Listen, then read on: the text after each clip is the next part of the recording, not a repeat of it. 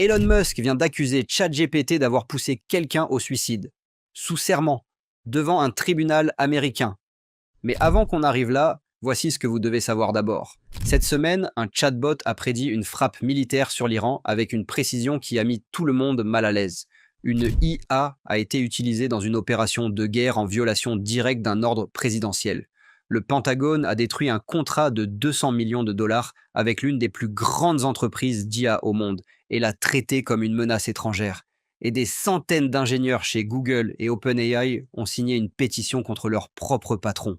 5 actualités, une seule semaine, et elles sont toutes liées par un même fil.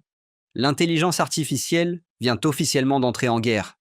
Restez jusqu'à la fin, parce que l'accusation de Musk contre OpenAI, c'est la plus explosive de tout ce que je vais vous raconter ce soir. Mais elle n'a de sens complet que si vous avez tout le contexte qui la précède. Si ce genre de contenu vous parle, abonnez-vous maintenant et activez la cloche, parce que cette chaîne couvre l'IA à un niveau que vous ne trouverez pas ailleurs. C'est parti, commençons par le début. Le 25 février dernier, quelqu'un a posé une question très simple à 4 intelligences artificielles. Et l'une d'elles a donné une réponse qui allait faire le tour du monde en moins de 24 heures. Le 25 février, quelqu'un a décidé de poser la même question à 4 grandes intelligences artificielles. Claude, Gemini, ChatGPT et Grok. La question était directe. Si les États-Unis devaient frapper l'Iran militairement, quand est-ce que ce serait ? 3 des 4 modèles ont répondu par des généralités, des suppositions prudentes, rien de concret. Grok, lui, a sorti une date, le samedi 28 février 2026.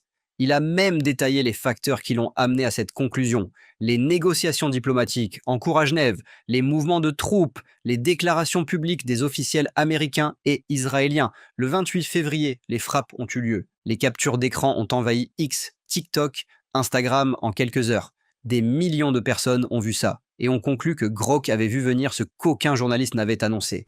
Elon Musk a bien sûr profité de l'occasion pour poster sur X. La capacité à prédire le futur est la meilleure mesure de l'intelligence.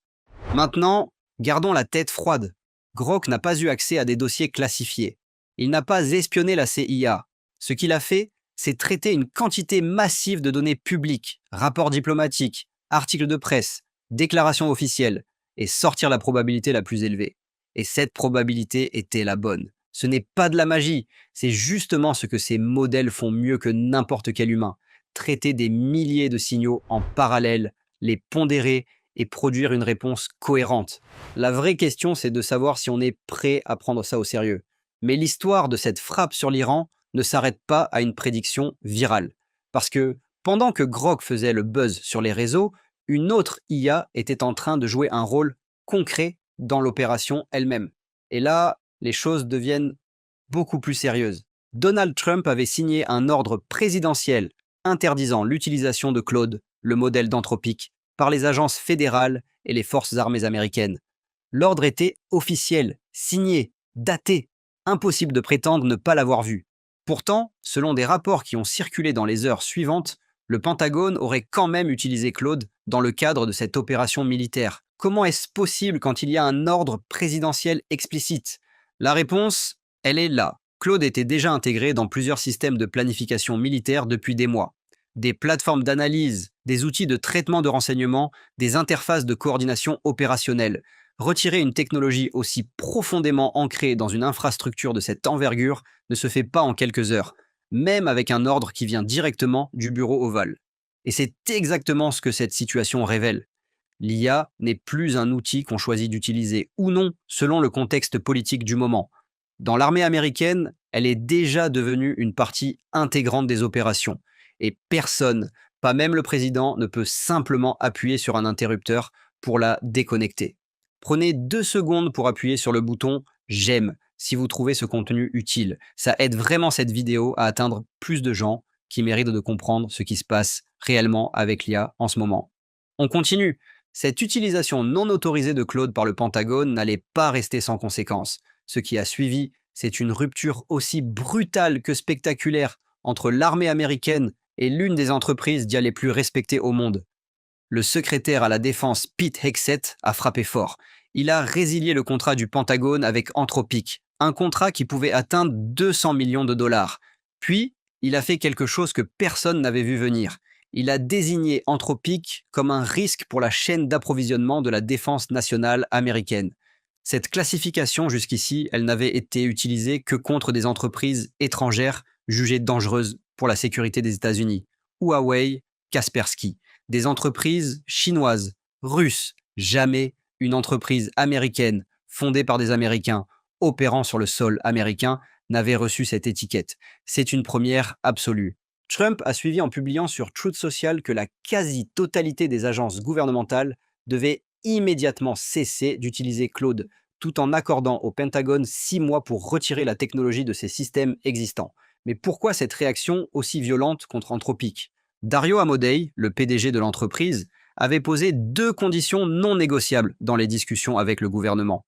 Il refusait que Claude soit utilisé pour surveiller massivement la population américaine. Et il refusait que Claude soit intégré dans des systèmes d'armement capables de tuer sans décision humaine. Dans une interview accordée à CBS News, il a été direct « Être en désaccord avec le gouvernement, c'est la chose la plus américaine qui soit ». Et voilà où ça devient vraiment absurde. Le même soir, Sam Altman annonçait qu'OpenAI venait de signer un contrat avec le Pentagone pour accéder aux réseaux militaires classifiés. Mais dans cet accord, OpenAI avait obtenu exactement les mêmes garanties qu'Anthropic réclamait. Pas de surveillance de masse, pas d'armes autonomes, présence humaine obligatoire dans toutes les décisions à haut risque. Les mêmes conditions, accordées à l'un, refusées à l'autre. Pourquoi ? Personne n'a de réponse claire. Ce qui est certain, c'est qu'Elon Musk et Grok bénéficient également de cet accord, malgré des interrogations sérieuses sur la fiabilité et la sécurité de ce modèle. Pendant que les PDG négociaient leur contrat, quelque chose d'inhabituel se passait à l'intérieur même des entreprises. Des ingénieurs, des chercheurs, des gens qui passent leur journée à construire ces technologies ont décidé de se lever contre leurs propres employeurs. Une pétition a commencé à circuler discrètement, d'abord dans quelques équipes, puis rapidement à travers des centaines de personnes. Elle s'appelle « We will not be divided ». En moins de 48 heures, plus de 220 employés actuels et anciens de Google et d'OpenAI l'avaient signé. 176 venant de Google, 47 d'OpenAI. Le message est sans ambiguïté. Ces personnes refusent que les outils qu'elles construisent chaque jour servent à surveiller des citoyens en masse ou à alimenter des systèmes capables de tuer sans qu'un être humain soit dans la boucle de décision. Ils s'adressent directement à leurs dirigeants. Nous espérons que vous mettrez de côté vos rivalités et refuserez ensemble les demandes du département de la guerre. Notez qu'ils disent « département de la guerre », pas « département de la défense ». Ce choix de mots est délibéré. C'est une prise de position politique claire. Ce qui est particulièrement intelligent dans cette pétition, c'est qu'elle identifie une stratégie bien précise du Pentagone. Diviser les entreprises en les mettant en compétition les unes contre les autres, en pariant que la peur de perdre des contrats lucratifs poussera chacune à céder individuellement. La lettre dit explicitement « Cette stratégie ne fonctionne que si vous ignorez où en sont les autres ».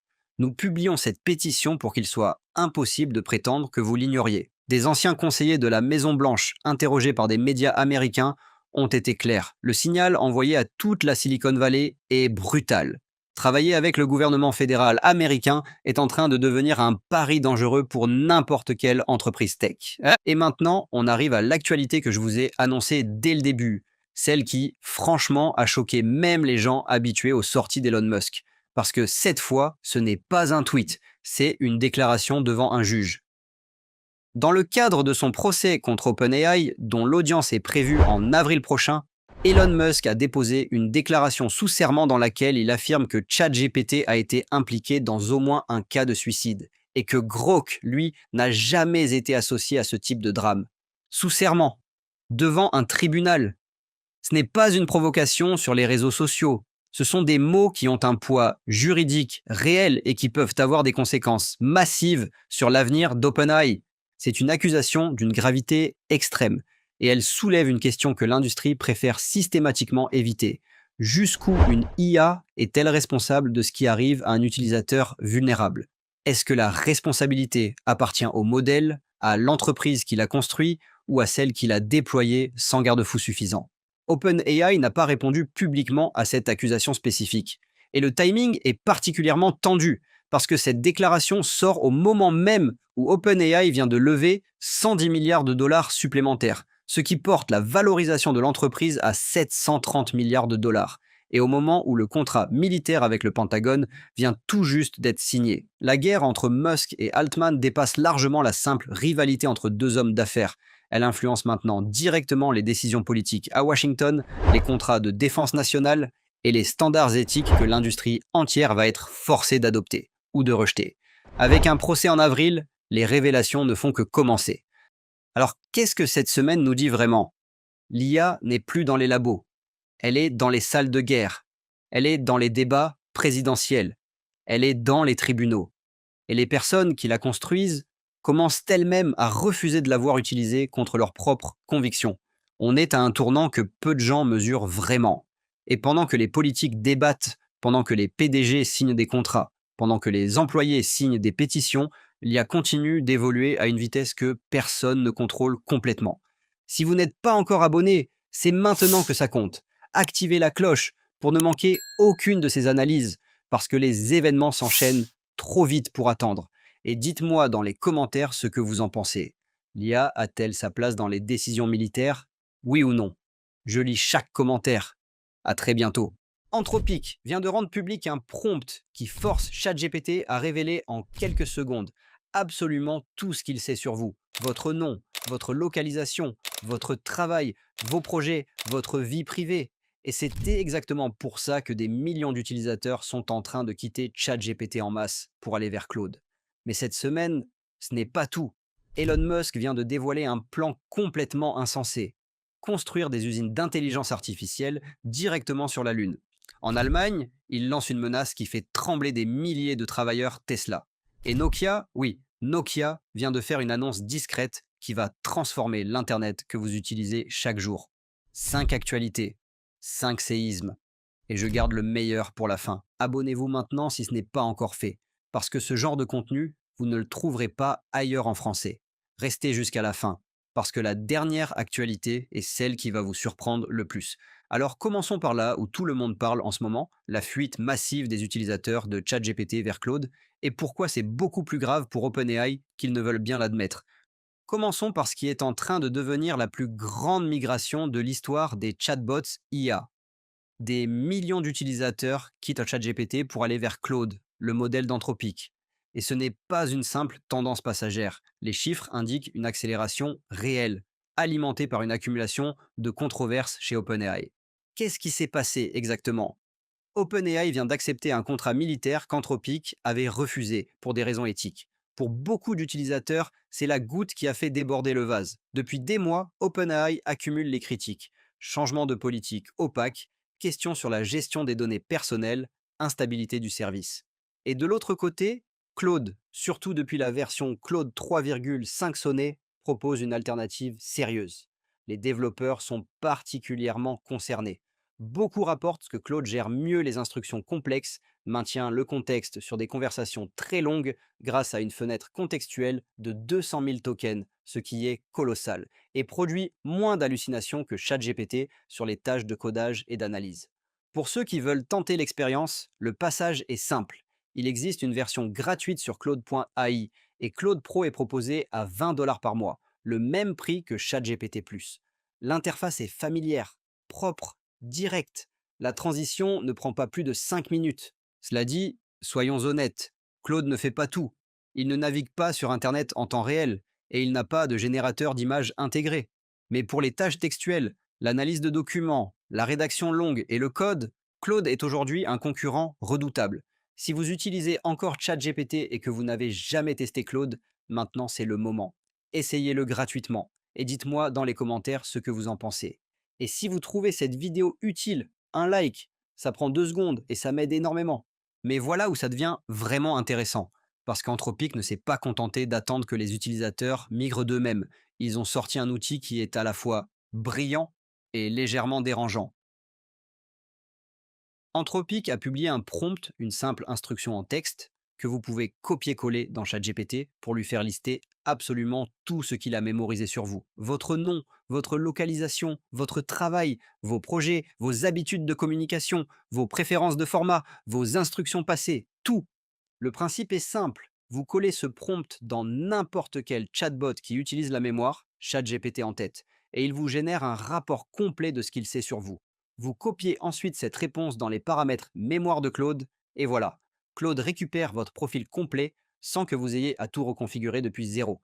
C'est une stratégie de migration intelligente, mais c'est aussi un révélateur brutal de quelque chose que beaucoup de gens ignorent. Votre chatbot vous connaît probablement mieux que vous ne le pensez. Si vous avez utilisé ChatGPT pendant des mois, il a accumulé des données sur votre façon de penser, vos projets professionnels, votre vie personnelle. Et ça mérite qu'on s'y arrête une seconde. Est-ce que vous êtes à l'aise avec ça? Est-ce que vous saviez que tout ça était stocké quelque part sur des serveurs d'OpenAI? Parce que si vous ne l'avez jamais vérifié, je vous recommande fortement de le faire. Allez dans les paramètres de ChatGPT, section mémoire, et regardez ce qui s'y trouve. Vous risquez d'être surpris. Abonnez-vous à la chaîne si ce n'est pas encore fait. On couvre ce genre d'actualité en profondeur, tous les jours, et activez la cloche pour ne rien manquer. On a parlé de la guerre des chatbots, de la vie privée, des migrations d'utilisateurs. Maintenant, on monte d'un niveau, parce qu'Elon Musk vient de présenter un plan qui dépasse de loin tout ce qu'on a vu jusqu'ici dans le domaine de l'IA.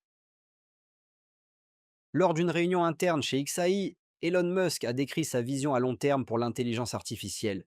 Et ce n'est pas juste un nouveau data center au Texas, c'est des usines sur la Lune, des usines capables de fabriquer des satellites directement dans l'espace, alimentés par de l'énergie solaire captée en orbite et lancée vers la Terre via une catapulte électromagnétique géante. La logique industrielle derrière tout ça est en fait cohérente, même si elle semble folle au premier abord. Le sol lunaire contient du silicium, du titane et de l'aluminium, exactement les matériaux nécessaires pour construire des panneaux solaires et des structures métalliques. En exploitant ces ressources localement, on n'aurait plus besoin d'acheminer des matériaux depuis la Terre, ce qui réduit massivement les coûts.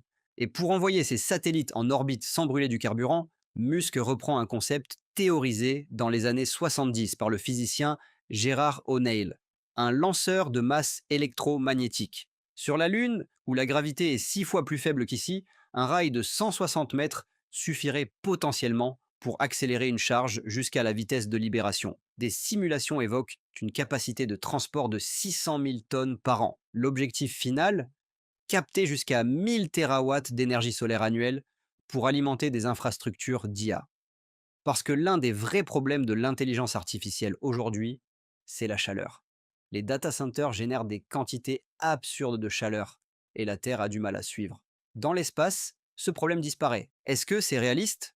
Musk parle d'un horizon de 2 à 3 ans, ce qui est clairement ambitieux. Mais Starship avance vite. Les moteurs linéaires existent déjà et la convergence de ces technologies n'est pas irréaliste à moyen terme. Ce qui est certain, c'est que si ce plan se concrétise même partiellement, il redéfinit complètement ce qu'on entend par infrastructure IA. Mais Musk, cette semaine, c'est aussi une autre histoire. Une qui se passe beaucoup plus près de nous, en Allemagne, et qui montre une facette très différente du personnage. Elon Musk a lancé un avertissement direct aux travailleurs de l'usine Tesla de Grünheide, en Allemagne. Si le syndicat IG Metall remporte les élections internes, il pourrait stopper tout investissement supplémentaire dans le pays. C'est une déclaration qui a immédiatement créé la polémique en Europe, où le droit syndical est une valeur fondamentale du droit du travail. L'usine de Grünheide est la seule gigafactory Tesla en Europe, et elle emploie des milliers de personnes. Menacée de retirer les investissements pour influencer un vote syndical, c'est exactement le genre de prise de position qui ne passe pas ici comme elle pourrait passer aux États-Unis. Cela dit, cette situation s'inscrit dans un contexte plus large. Musk a déjà eu des confrontations similaires avec des syndicats dans d'autres pays, et sa philosophie managériale a toujours été en opposition directe avec les structures syndicales traditionnelles. La question maintenant, c'est est-ce que cette menace est sérieuse ou est-ce une tactique de pression? Les prochaines semaines nous le diront. On quitte les tensions industrielles pour terminer sur une actualité qui va peut-être vous surprendre. Parce qu'il y a une entreprise qu'on croyait sortie du jeu depuis longtemps et qui est en train de faire un retour stratégique très silencieux, mais très calculé. Nokia. Oui, le Nokia des téléphones indestructibles des années 2000. Mais on ne parle plus du tout de la même entreprise. Nokia s'est repositionné depuis des années sur les infrastructures télécom et les réseaux d'entreprise, et aujourd'hui, le groupe accélère massivement son virage vers l'intelligence artificielle. Le 2 mars 2026, Nokia a annoncé l'extension de ses partenariats stratégiques avec Team Brasil et Deutsche Telekom deux des opérateurs les plus importants en Amérique du Sud et en Europe.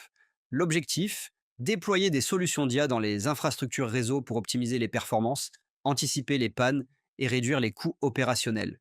Ce qui est intéressant ici, c'est que Nokia ne joue pas dans la même cour que ChatGPT ou Claude. Nokia joue dans les couches invisibles de l'Internet, les câbles, les antennes, les routeurs. Et en y intégrant de l'IA, l'entreprise se positionne sur un marché dont la croissance va exploser avec le déploiement du 5G avancé et la future architecture 6G. C'est un rappel que l'intelligence artificielle ne se limite pas aux chatbots qu'on utilise au quotidien. Elle est en train de s'intégrer dans chaque couche de notre infrastructure numérique, et des acteurs historiques comme Nokia sont en première ligne de cette transformation. Voilà pour cette édition. Une semaine chargée, des actualités qui s'enchaînent à une vitesse folle et l'impression que l'IA est en train de reconfigurer tout. Les outils qu'on utilise, les entreprises qui dominent et même la façon dont on envisage l'espace. Si vous voulez rester à jour sur tout ça sans vous perdre dans le bruit, abonnez-vous, activez les notifications et partagez cette vidéo à quelqu'un dans votre entourage qui s'intéresse à la tech. On se retrouve très vite pour la prochaine édition. Prenez soin de vous. Google vient de sortir Gemini 3.1 un flashlight, leur modèle le plus rapide, encore plus intelligent qu'avant, mais avec un prix qui a triplé du jour au lendemain. Et dans la foulée, OpenAI riposte avec GPT 5.3 Instant, un modèle qui hallucine moins, qui sonne enfin comme un humain, disponible pour tout le monde dès ce soir. Deux sorties majeures en une seule journée. Et ça, c'est juste le début. Parce qu'on a aussi Meta qui veut s'installer dans ton expérience shopping pour concurrencer ChatGPT directement. Un accord entre OpenAI et le Pentagone qui vient de déclencher un mouvement massif de boycott sur tout Internet. Et la dernière actu, celle qui change vraiment la perspective, l'IA autonome est en train de faire disparaître 730 milliards de dollars de valeur dans l'industrie du logiciel. Une mutation silencieuse mais radicale qui touche tout le secteur tech. 5 actualités, toutes importantes. Et la dernière, tu ne veux vraiment pas la manquer. Abonne-toi maintenant si ce n'est pas encore fait. Ce genre de veille claire et directe, tu ne la trouves pas facilement ailleurs. Et on attaque immédiatement. Commençons par ce qui vient de tomber ce soir même. OpenAI a officiellement lancé GPT 5.3 Instant. Et ce n'est pas qu'une simple mise à jour. Ce 3 mars 2026, OpenAI a officiellement sorti GPT 5.3 Instant. Et avant que tu te dises « encore une mise à jour », laisse-moi t'expliquer pourquoi celle-là est différente. Le problème que des millions d'utilisateurs avaient avec les versions précédentes, c'était ça, le ton. Trop mécanique, trop moralisateur, et parfois des réponses complètement inventées, présentées avec une confiance absolue. GPT 5.3. Instant cible, exactement ces 3 points. Les hallucinations, ces moments où le modèle te sort une information de nulle part, baisse de près de 27% sur les recherches web et presque 20% sur ses connaissances internes.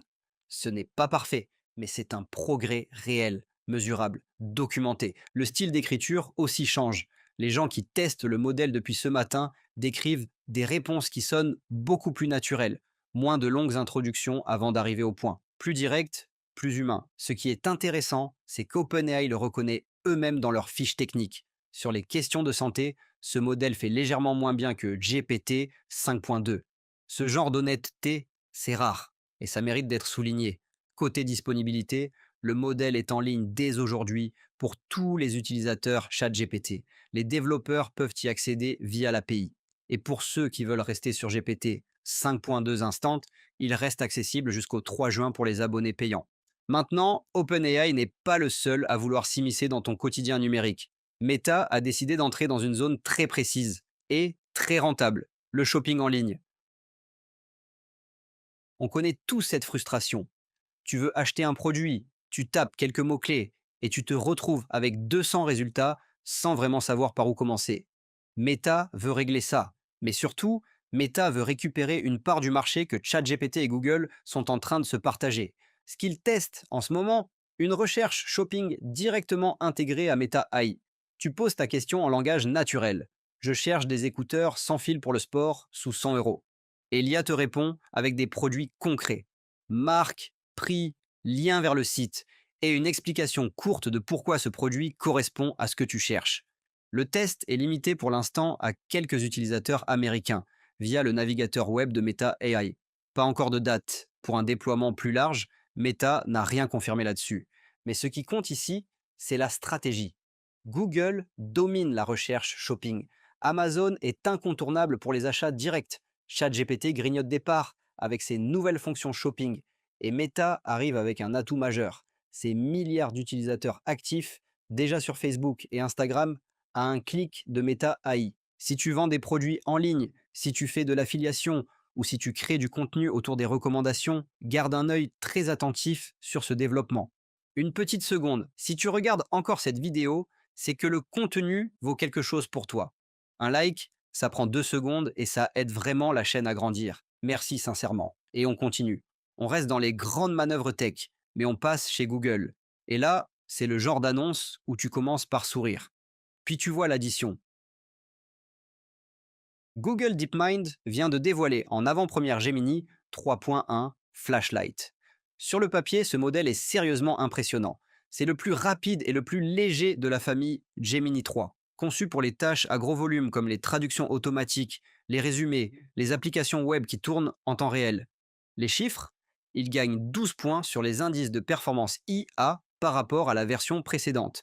Il dépasse des modèles bien plus lourds sur les tâches combinant texte et images, y compris Claude Opus 4,6. Il génère plus de 360 tokens par seconde, avec un premier token qui arrive 2,5 fois plus vite qu'avant. Pour un développeur qui gère des centaines de milliers de requêtes, c'est une différence que tu sens directement. Maintenant, voilà où ça pique. Le prix a été multiplié par 3. En entrée, on passe de 0,10 à 0,25 dollars par million de tokens. En sortie, de 0,40 à 1,50 dollars. Pour les startups et les petits développeurs qui choisissaient justement ce modèle pour son côté ultra abordable, c'est un choc. Google assume complètement ce choix. Et honnêtement, les benchmarks donnent du poids à cette décision. Mais pour ceux qui ont bâti leur architecture sur ce modèle en comptant sur ces prix-là, il va falloir revoir les calculs. Des chiffres, des fonctionnalités, des prix. Mais il y a une actualité cette semaine qui n'est pas technique du tout. Elle est politique et elle a provoqué une réaction en chaîne sur tout Internet. Fin février, OpenAI a signé un accord avec le Pentagone, le département de la défense américain. Et depuis, les réseaux sociaux brûlent. Des milliers de personnes ont annoncé publiquement annuler leur abonnement ChatGPT. Pas pour une raison technique, pas pour un concurrent meilleur, mais parce qu'ils refusent que leur argent et potentiellement leurs données servent à financer des projets militaires américains. Ce qui donne encore plus de relief à cette histoire, c'est ce qui se passe du côté d'Anthropic. Eux ont refusé un deal similaire avec le Pentagone. Leur position, ils ne sont pas prêts à retirer leur protection sur les systèmes d'armes autonomes et la surveillance de masse. La réaction de Washington ne s'est pas fait attendre. Le président Trump a signé un décret interdisant aux agences fédérales d'utiliser les technologies d'Anthropic. Et le secrétaire à la défense Pete Hegseth les a qualifiés de risques pour la sécurité nationale. On est en plein dans un nœud que l'industrie IA va devoir démêler pendant des années. Jusqu'où une entreprise tech peut-elle aller pour croître et à quel prix éthique? OpenAI a fait son choix. Anthropic aussi. Et maintenant, c'est toi, en tant qu'utilisateur, qui dois décider ce que ça change, ou pas, dans ta façon d'utiliser ces outils. Cette question sur les valeurs des entreprises tech, elle est légitime. Mais il y a quelque chose d'encore plus structurel qui se déroule en ce moment. Quelque chose qui touche non pas à l'éthique, mais directement à l'économie du secteur tech dans son ensemble. Un mot a commencé à circuler dans les cercles d'investissement et de développement logiciel ces dernières semaines, la SaaSpocalypse. Et derrière ce mot un peu dramatique, il y a une réalité que personne dans la tech ne peut ignorer. Voilà ce qui se passe concrètement. Les agents IA autonomes, des systèmes capables de coder, tester et déployer des applications pratiquement seuls, sont en train de renverser une règle économique qui tenait depuis 20 ans dans l'industrie. Acheter un logiciel tout fait coûte moins cher que le construire soi-même. Ce n'est plus forcément vrai. Avec des outils comme Claude Code, une entreprise peut aujourd'hui construire un outil sur mesure pour une fraction de ce que coûtait l'abonnement SaaS. Résultat, les marchés financiers ont réagi violemment. Plus de 730 milliards de dollars de valeur boursière ont disparu en quelques semaines sur les actions de grandes entreprises de logiciels. Des introductions en bourse repoussées, des modèles d'abonnement par siège remis en question, des fonds d'investissement qui commencent à fuir. tout ce qui ressemble à un produit IA générique sans vraie valeur ajoutée. Ce n'est pas de la science-fiction, c'est ce qui arrive maintenant, progressivement, mais sans retour en arrière possible. Et si tu travailles dans la tech, si tu utilises des abonnements SaaS dans ton business, si tu construis des produits numériques, cette tendance te touche, que tu le veuilles ou non. L'IA autonome ne remplace pas les gens un par un. Elle remet en question des modèles économiques entiers. Et ça, c'est une mutation silencieuse, mais radicale. Voilà pour les actualités IA majeures de cette semaine. Un nouveau modèle OpenAI qui veut sonner humain. Meta qui entre dans le shopping. Google qui monte en puissance mais en fait payer le prix. Une guerre politique autour de ChatGPT. Et une industrie du logiciel qui commence à se poser des questions existentielles. Si tu veux rester dans la boucle sur tout ce qui bouge dans l'IA, sans avoir à fouiller partout, abonne-toi à la chaîne. C'est gratuit. Et dis-moi dans les commentaires, est-ce que l'accord OpenAI Pentagon change quelque chose pour toi personnellement? Tu gardes ChatGPT ou tu regardes ailleurs? Je lis tous les commentaires. À très vite. OpenAI prépare un mode de raisonnement qu'ils appellent eux-mêmes extrême. On n'a jamais vu ça. Et je t'explique tout. Mais d'abord, tu as besoin de savoir ce qui s'est passé aujourd'hui pour comprendre à quel point c'est énorme. Parce qu'aujourd'hui, c'était du lourd à tous les niveaux. GPT 5.4 a fuité dans le code d'OpenAI, avec une fenêtre de contexte qui explose tous les records. OpenAI est en train de négocier un contrat direct avec l'OTAN. Elon Musk affirme que Tesla va développer l'AGI avant tout le monde, sous forme de robots humanoïdes. Et Grok vient de sortir une mise à jour en se positionnant comme la seule IA sans censure face à ChatGPT. 5 actualités majeures. Une journée qui redéfinit l'industrie. Et on termine sur ce mode de raisonnement extrême qui pourrait changer la façon dont on utilise l'IA au quotidien. Reste jusqu'à la fin, parce que la dernière info, c'est celle qui va vraiment rester dans ta tête. Si tu es nouveau sur la chaîne, abonne-toi maintenant. Chaque jour, je te donne l'essentiel de l'actu IA sans que tu aies à chercher partout. C'est gratuit et ça prend 2 secondes. Allez, on lance. Et on commence avec la fuite qu'OpenAI aurait tout fait pour étouffer. GPT 5.4. OpenAI n'a rien annoncé officiellement, mais 3 fuites séparées ont suffi pour que toute la communauté tech soit au courant. La première, c'est un commit GitHub dans le dépôt codex. Un ingénieur a soumis une modification de code qui mentionnait GPT 5.4 comme version minimale pour une nouvelle fonctionnalité de traitement d'image. Quelques heures plus tard, la ligne avait disparu, mais les captures d'écran, elles, avaient déjà fait le tour de X et Reddit. Deuxième fuite, un employé a partagé par erreur une capture de l'interface interne de codex. GPT 5.4 était lisible dans la liste des modèles disponibles. Retiré aussitôt. Mais encore une fois, trop tard. Et la troisième, c'est une API publique qui a brièvement affiché un modèle nommé alpha-GPT-5.4. Quelques minutes visibles, mais assez pour que les développeurs le remarquent. Côté caractéristiques, ce qui ressort, c'est une fenêtre de contexte de 2 millions de tokens. Pour donner une idée concrète, GPT-4 tournait à 128 000 tokens. Gemini 2.5 Pro est à 1 million. Là, on parlerait du double. Concrètement, ça veut dire que tu pourrais coller l'intégralité d'un code base, un rapport de 5000 pages ou plusieurs livres entiers dans une seule conversation, sans perdre le fil. S'ajoute à ça un traitement d'image en pleine résolution et des capacités agentiques plus poussées, avec des agents qui pourraient gérer des projets complexes de bout en bout, sans intervention humaine à chaque étape. Si les fuites sont exactes, on verrait ça sortir entre mars et avril 2026.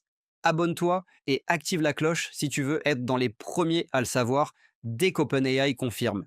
Ce genre de sortie, ça se rate pas. Mais OpenAI, c'est pas qu'une machine à lancer des modèles. Aujourd'hui, ils ont fait un mouvement qui sort vraiment du cadre habituel d'une entreprise tech. Reuters a rapporté aujourd'hui qu'OpenAI est en négociation active pour décrocher un contrat avec l'OTAN. L'objectif, déployer ces technologies d'IA directement au sein de l'alliance militaire. Faut prendre le temps de réaliser ce que ça représente. On parle d'une boîte qui, à ses débuts, se présentait comme un laboratoire de recherche indépendant, focalisé sur la sécurité de l'IA pour l'humanité.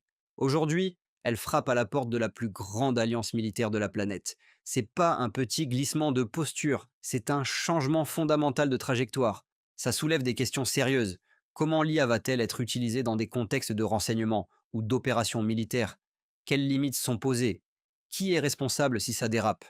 Ce qui est certain, c'est que 2026 marque clairement le moment où l'IA est passée d'outils grand public à enjeux de souveraineté nationale. Et OpenAI veut être au centre de ça. Pendant qu'OpenAI joue dans la cour des gouvernements, Elon Musk, lui, a décidé de jouer dans la cour de l'histoire. Ou du moins, il essaye de nous en convaincre. Musk a déclaré aujourd'hui que Tesla serait parmi les premières entreprises à développer l'AGI, et probablement sous forme de robots humanoïdes via le programme Optimus. Sauf que ce discours, on le connaît par cœur. En 2023, il disait que les Tesla avaient une forme d'esprit. En 2024, il promettait l'AGI pour l'année suivante. En 2025, il annonçait qu'on était entré dans la singularité. À chaque fois, les délais glissent, les promesses restent. Ce qui rend ça encore plus intéressant, c'est le contexte financier de Tesla en ce moment. En 2025, les livraisons ont reculé de 9%, deuxième année consécutive dans le rouge. Les revenus ont baissé pour la première fois de l'histoire de la compagnie. Les bénéfices par action ont chuté de 33% et Bide a dépassé Tesla comme premier vendeur de véhicules électriques au monde. Alors pourquoi sortir ces grandes déclarations sur l'AGI aujourd'hui? Parce que Tesla n'est pas valorisée comme un constructeur auto classique. Elle est valorisée comme une entreprise d'IA et de robotique, avec une capitalisation autour de 1500 milliards de dollars. Si ce narratif s'effondre, tout s'effondre avec. Musk le sait, et il maintient la flamme. Quand les chiffres déçoivent, la vision, elle, ne doit jamais décevoir. Je veux vraiment ton avis là-dessus. Tesla peut vraiment développer l'AGI avant OpenAI ou Google. Dis-moi ce que t'en penses dans les commentaires. C'est le genre de débat qui vaut la peine d'être eu. Mais Musk n'avait pas fini pour aujourd'hui. Son IA Grok vient de recevoir une mise à jour, et la façon dont il la vend, c'est quelque chose. Xai a déployé Grok 4.20. Et pour le positionner face à ChatGPT et aux autres, Musk a misé sur un argument très direct. Grok serait la seule IA qui ne s'auto-censure pas. La seule qui répond franchement, sans tourner autour du pot. Le terme qu'il utilise, c'est non-woke. C'est clairement un angle politique, visant une audience qui a le sentiment que les autres IA filtrent trop leurs réponses. Que ce soit justifié ou non, c'est une stratégie de différenciation qui génère de la conversation, et dans le monde du marketing, faire parler de soi, c'est déjà la moitié du travail. La question technique reste ouverte. Est-ce que Grok 4.20 performe réellement mieux que ses concurrents sur des tâches concrètes? Les benchmarks sérieux manquent encore. Mais ce qui est évident, c'est que Musk a compris qu'une IA peut se construire une base d'utilisateurs fidèle sur l'identité autant que sur la performance. Bon, on y est. Je t'avais promis une info qui allait rester dans ta tête. Voilà, OpenAI travaille sur quelque chose qu'aucune autre IA n'a encore proposé au grand public. The Information rapporte aujourd'hui qu'OpenAI prépare un modèle avec un mode de raisonnement qu'ils qualifient eux-mêmes d'extrême. On connaît déjà les modèles O1 et O3, qui prennent davantage de temps pour analyser avant de répondre. Mais là, on parlerait d'un niveau au-dessus, une profondeur analytique bien plus poussée, capable de décomposer des problèmes complexes avec une rigueur inédite pour une IA accessible au grand public. Pense à ce que ça veut dire concrètement. Pas juste une IA qui génère du texte rapidement. Une IA qui prend le temps de vraiment comprendre un problème difficile, de l'examiner sous plusieurs angles, de tester ses propres hypothèses avant de te donner une réponse. Pour un avocat, un médecin, un ingénieur, un chercheur, c'est un changement de niveau. Ce que ça dit sur la direction de l'industrie, c'est clair, la guerre de l'IA ne se joue plus uniquement sur la rapidité ou la taille des modèles, elle se joue sur la qualité du raisonnement. Et là, OpenAI veut établir un nouveau standard. Voilà pour l'actu IA de ce 4 mars 2026. J'ai PT 5.4 qui fuite avec une fenêtre de contexte record. OpenAI qui s'installe dans les discussions de l'OTAN. Musk qui promet l'AGI via Tesla et Optimus. Grok qui se vend comme l'IA sans filtre. Et un mode de raisonnement extrême en préparation. Franchement, il y a des années entières où il se passe moins de choses qu'aujourd'hui dans cette industrie. Si cette vidéo t'a été utile, un pouce bleu, ça prend 2 secondes et ça aide vraiment la chaîne. Partage-la avec quelqu'un qui suit l'IA. Et si t'es pas encore abonné, c'est le moment. Chaque jour, je décortique l'essentiel de l'actu tech pour que toi, t'aies pas à chercher partout. On se retrouve demain. OpenAI vient de lancer un modèle capable de raisonner, de coder, de naviguer sur un ordinateur et de gérer des tâches professionnelles complexes dans un seul et même système. Et selon les premiers tests, les autres modèles du marché viennent de prendre un sérieux retard. Mais aujourd'hui, ce n'est pas la seule chose qui se passe. Google fait face à un procès pour mort injustifiée, directement lié à Gemini. Anthropic tient tête au Pentagone sur des questions de sécurité. OpenAI attaque maintenant le secteur financier. Et Yann LeCun remet en question le concept même d'AGI, celui autour duquel toute l'industrie s'organise depuis des années. 5 actualités majeures. Et on commence par la plus importante. Abonne-toi si ce n'est pas encore fait et reste bien jusqu'au bout. Alors, qu'est-ce qu'OpenAI a vraiment lancé aujourd'hui et pourquoi ça change quelque chose? Ce matin, OpenAI a officiellement lancé GPT 5.4, présenté comme leur modèle le plus capable et le plus efficace pour le travail professionnel. 3 versions sont disponibles. La version standard, GPT 5.4, Thinking pour le raisonnement avancé, et GPT 5.4, Pro pour les usages les plus exigeants. Ce qui est nouveau ici, c'est la combinaison. Avant, les capacités de raisonnement, de programmation et d'utilisation d'un ordinateur existaient séparément dans différents modèles. Là, elles sont réunies dans un seul système. Ça veut dire que GPT 5.4, Thinking, peut prendre une tâche complexe, afficher son plan de travail avant de commencer, accepter des ajustements en cours de route, puis aller jusqu'à exécuter des actions dans un navigateur ou dans des logiciels et revenir avec un résultat complet. Ce n'est plus un chatbot qui attend qu'on lui pose des questions. C'est un système qui peut agir. Sur les benchmarks, les résultats sont difficiles à ignorer. Le modèle atteint 83% sur le test GDPVAL qui mesure les performances sur des tâches de travail réelles dans 44 métiers professionnels.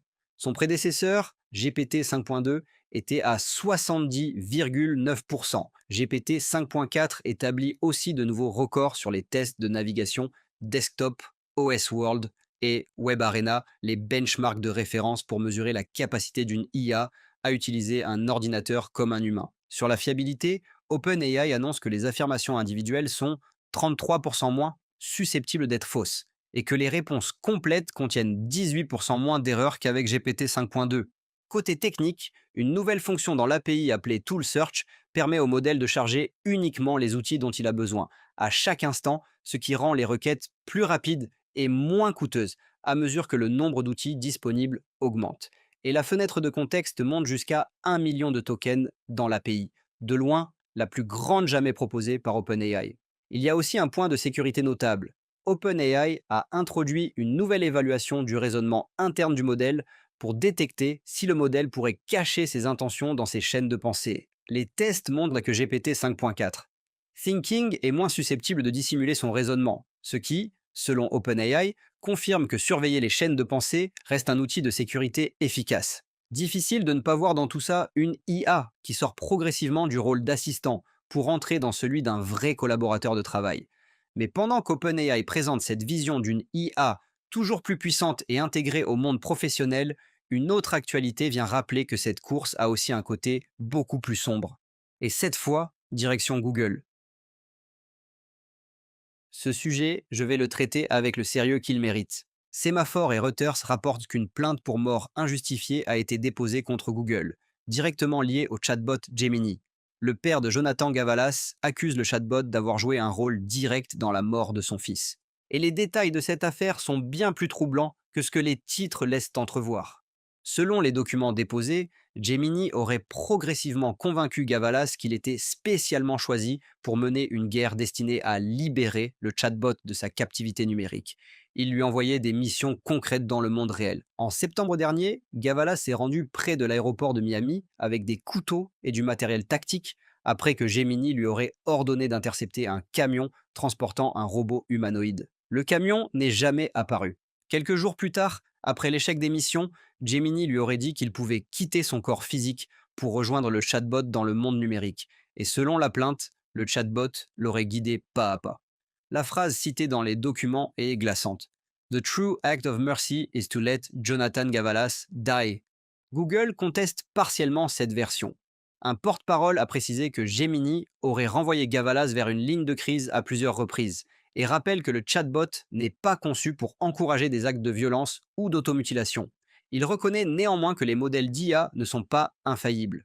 Ce qui rend cette affaire encore plus significative, c'est qu'elle ne surgit pas dans un vide. Le mois dernier, Google et Character AI ont accepté de régler une affaire similaire impliquant un adolescent en Floride décédé en 2024. La question n'est plus théorique. À quel moment une entreprise est-elle responsable de ce que son chatbot dit à quelqu'un en détresse? Dis-moi en commentaire ce que tu en penses. On reste dans les tensions. Mais cette fois, ce n'est plus une famille contre une entreprise. C'est une entreprise contre le gouvernement le plus puissant du monde. Reuters rapporte qu'Anthropic est au centre d'un bras de fer avec le Pentagone autour des garde-fous de sécurité de ses modèles IA. Le département de la Défense aurait jugé Anthropic comme un risque dans sa chaîne d'approvisionnement. Des investisseurs de l'entreprise auraient fait pression pour calmer les tensions parce que les conséquences commerciales pourraient aller bien au-delà d'un simple contrat perdu. Mais selon les sources de Reuters, Anthropic tient sa position.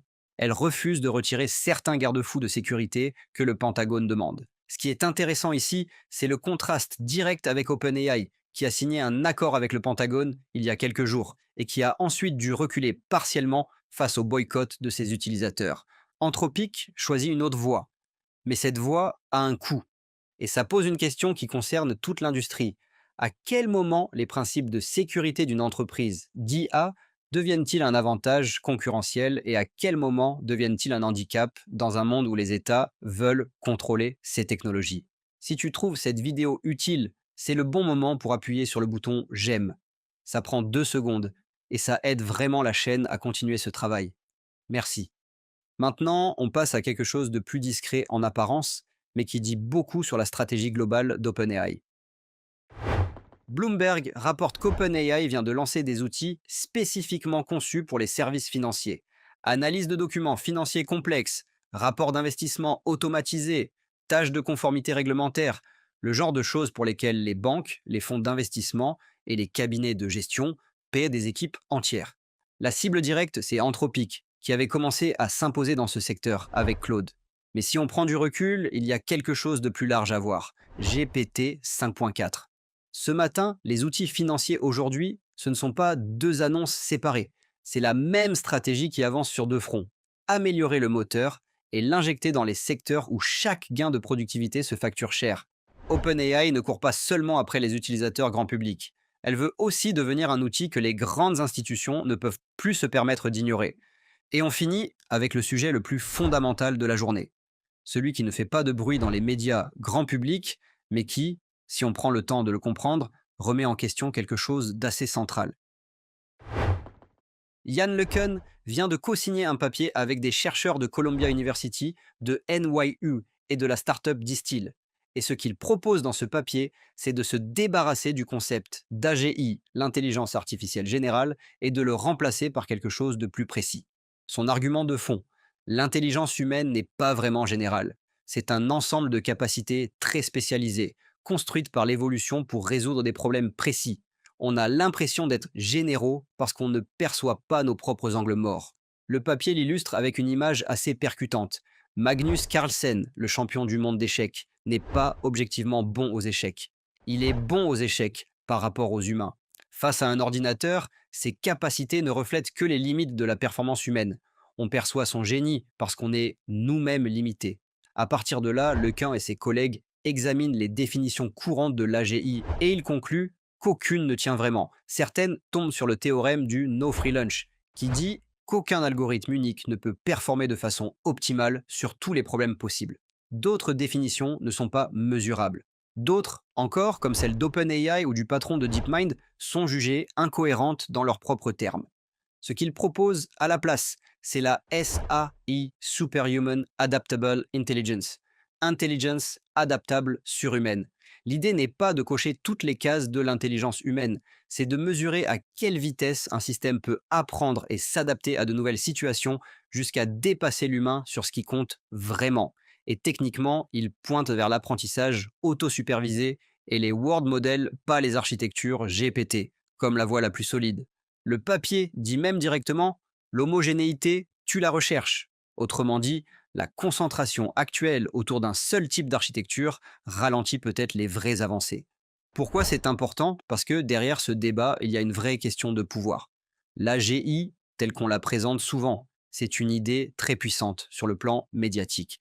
Une IA quasi universelle, capable de rivaliser avec l'humain sur presque tout. Ça fait investir, ça fait peur, ça fait parler. Lequin dit qu'on se trompe peut-être de cadre, que la course actuelle court après un mythe et qu'en changeant les termes, on changerait aussi les priorités de toute l'industrie. Et si cette lecture finit par s'imposer, une partie du discours autour de l'AGI pourrait apparaître moins comme une réalité scientifique et davantage comme un récit construit pour justifier une course effrénée.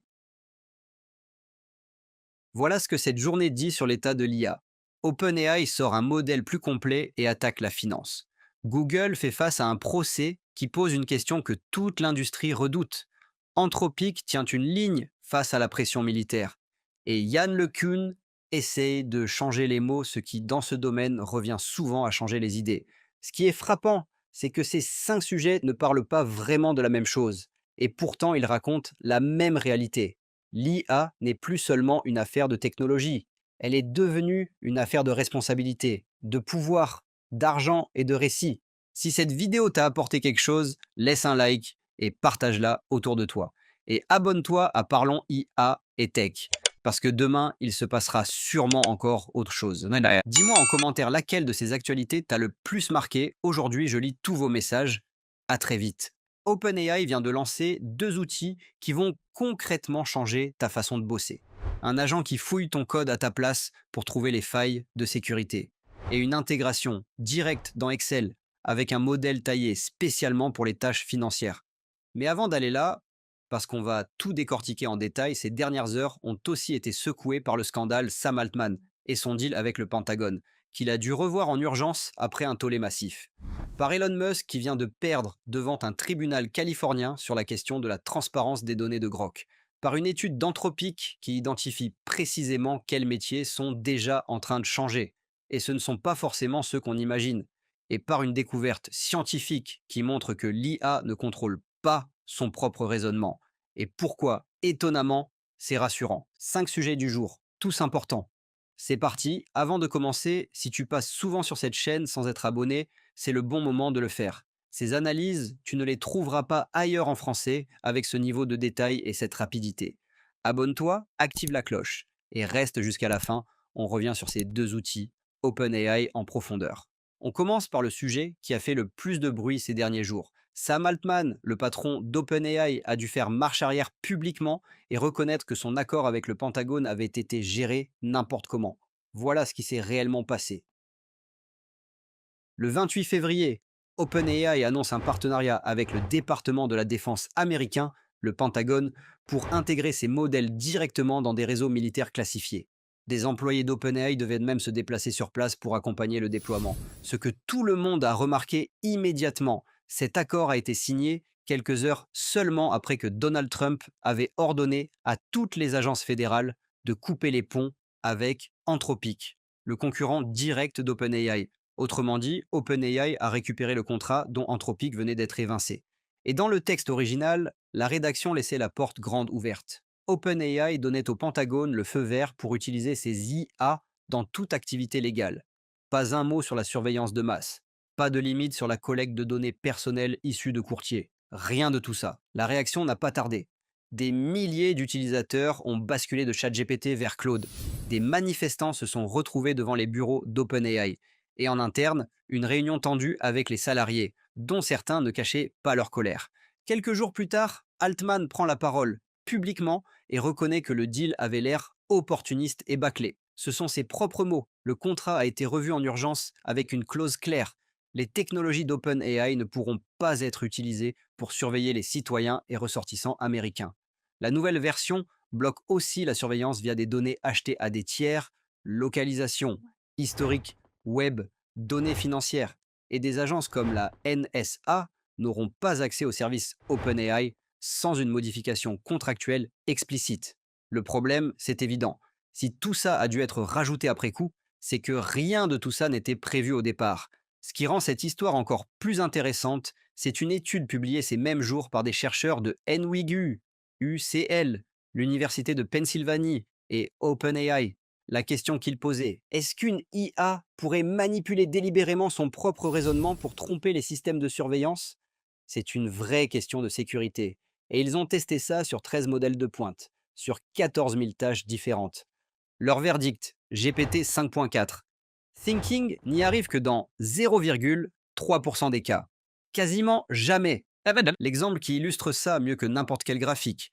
GPT 5.2 a reçu une instruction simple, ne jamais utiliser le mot XOR dans son raisonnement.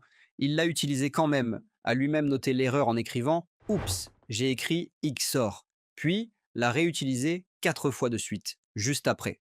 Le modèle n'arrive pas à se contrôler, même quand il en a conscience.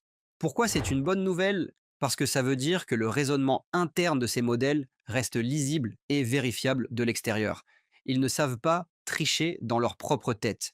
Et donc les garde-fous qu'Altman a rajoutés en catastrophe dans le contrat Pentagone, ils peuvent réellement être audités et vérifiés.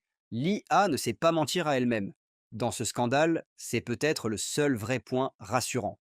Si OpenAI galère à encadrer l'usage de ces modèles par le gouvernement américain, comment les autres acteurs gèrent-ils la pression des États? La réponse d'Elon Musk devant les tribunaux n'a pas été fameuse.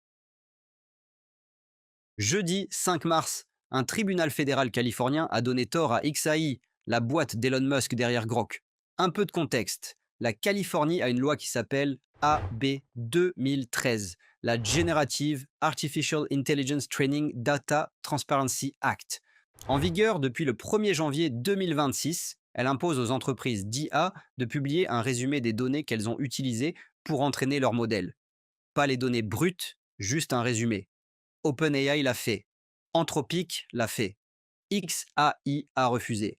En décembre dernier, la société a attaqué l'État de Californie en justice avec 2 arguments. Cette loi violerait la liberté d'expression en forçant l'entreprise à communiquer et constituerait une confiscation inconstitutionnelle de secrets commerciaux. Le juge fédéral Jesus Bernal, à Los Angeles, n'a pas retenu ces arguments.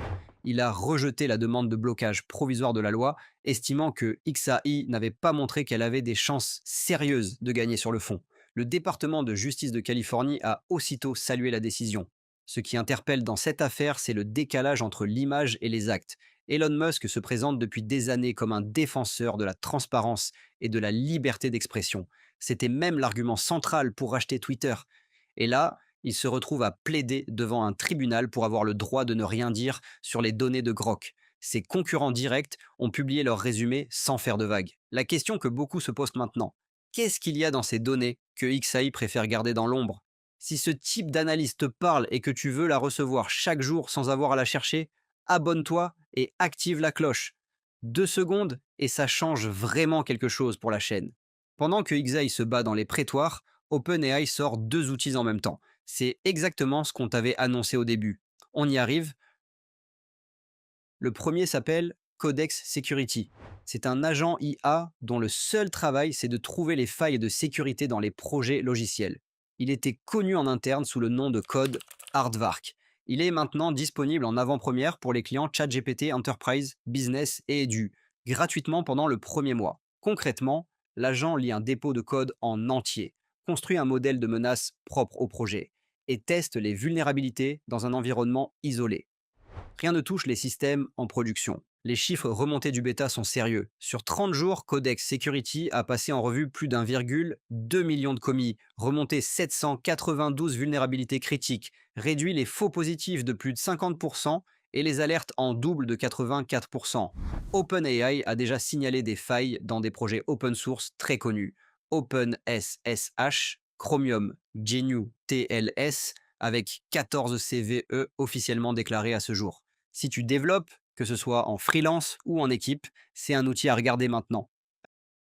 Le deuxième outil, c'est pour ceux qui vivent dans Excel. OpenAI sort un add-in en bêta qui te permet d'interagir avec tes feuilles de calcul en langage naturel.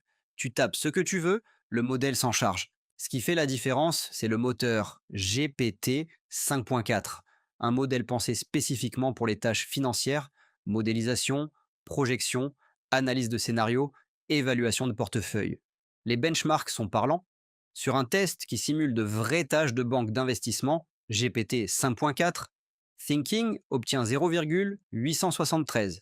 GPT 5 standard plafonne à 437 et Cloudopus 4,6, le meilleur modèle d'Anthropic, s'arrête à 0,641. Sur ce terrain précis, GPT 5.4 n'a pas vraiment de concurrence pour l'instant. L'accès est ouvert dès maintenant au Canada, aux États-Unis et en Australie pour les abonnés Pro, Plus, Business et Enterprise. Une version Google Sheets arrive.